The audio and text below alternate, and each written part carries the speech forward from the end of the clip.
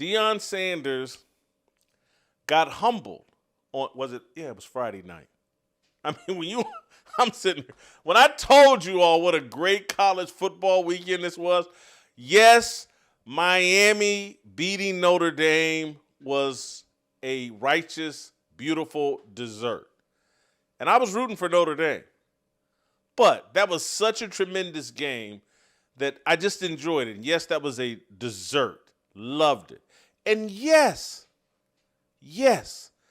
Arch Manning and Texas and Ohio Stadium, a 14-7 boring game. That was a nice appetizer. Nice appetizer. Loved it. Loved it. But the meat and potatoes were served on Friday. And it was Deion Sanders. And holy cow, Friday night was just awesome. Because Deion got served a slice of humble pie. Georgia Tech came to Colorado and put a clown suit on Deion Sanders. No, let me take that back. I want to be accurate here. Deion Sanders put a clown suit on himself against Georgia Tech. That was wonderful to watch.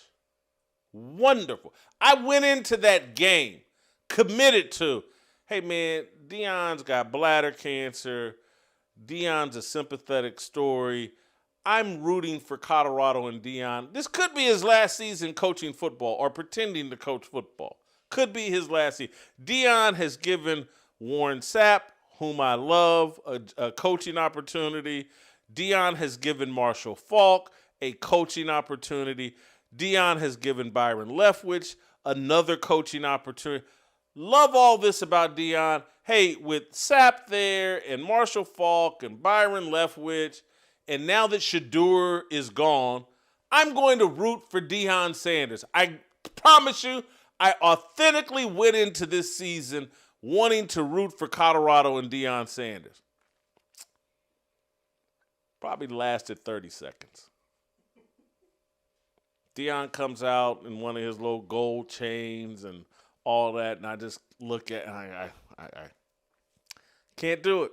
The man's 58 years old, dressed like a little kid with these gold chains. He's so insecure that he still wears the big gold chains and dresses like a little kid. I just can't do it. And so when they got to the end of the game and they have a chance, they're down 7, and they have a chance to come back, and they have 2 timeouts and I believe 1 minute and 2 left. And they complete a pass on first down with this Caden Salter, and then they let 25, 30 seconds burn off the clock because Deion didn't take a timeout. And I'm like, what are you doing? You got 2 timeouts. You can't spend them next week, next year. They expire at the end of that game. What are you doing? And I don't believe Deion is a legitimate head coach.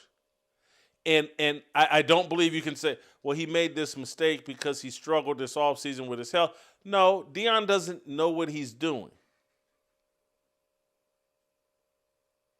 He's a loudmouth, great athlete, tremendous athlete that doesn't have an ounce of humility, doesn't promote humility, doesn't have an ounce of humility, doesn't understand the power of humility. He's all confidence, all swagger. He's bought in. He helps sell this myth to other young black men that swagger is the source of all of your success, and it's actually the opposite. Swagger and self-confidence actually undermine success. And yes, that is a revolutionary thought in this era that we live in because we've been so bathed in stupidity. Everyone believes self-confidence is the source of everything. And that's why we must affirm, we must protect someone's self-confidence. No, we must humble people and get them to tap into the right source of confidence. And that source is God. And I only hold Deion to this standard because he wears one of these big gold chains with a cross around his neck. He claims a Christian faith. He has no understanding of it. Zero.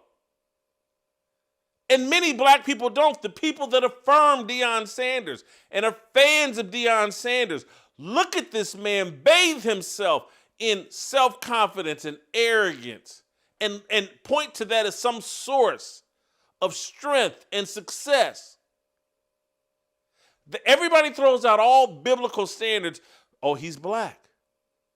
Let's throw out all biblical standards and then celebrate him in everything that's the antithesis of biblical standards. And so at the end of this game, Deion does not call any timeouts, both timeouts. He never uses either one. They only get like 4 or 5 plays off. And after the game, when it was obvious to anyone with a brain cell that Deion had a coaching meltdown and didn't know what the hell he was doing, Deion Sanders defends his foolishness because he doesn't have an ounce of humility. He can never acknowledge when he's wrong. And this is the problem. Deion is the example of the problem that is undermining young black men and black culture and black people and Donald Trump, America. No humility. No identification of have no confidence in the flesh. Philippians 3:3. No concept of that. No understanding of what that means. That all confidence, everything should come from God. Deion Sanders gets in the press conference after the game, and of course he defends himself, defends his decision. He's oblivious. Play the clip. I think we got out of bounds a couple times, so we didn't have to take them. So that's what transpired. We got out of bounds, I think, on both sidelines. And that's what happened. After the first, I think we got a good play, and we caught the ball, I think, for 9 yards. We got 1 yard to go. So if you get the first down, the clock stops. So it don't make sense to really use your timeout in that sense. So we were just really trying to preserve them till we certainly needed them. So, I mean, I don't want to go home with timeouts. They don't do me no good, but you got to be strategic as well. Just burning timeouts just to burn them just so you guys won't say nothing. That don't make sense. We put people like Deion Sanders on a throne and point to him as a symbol, an example, and a hero and a great leader. When he refuses to model Christian behavior, humility, accepting correction, learning from past mistakes, passing on 58 years of wisdom to young people, never crosses his mind. If you enjoyed that video, be sure to hit the like button and subscribe so you never miss a moment of Fearless.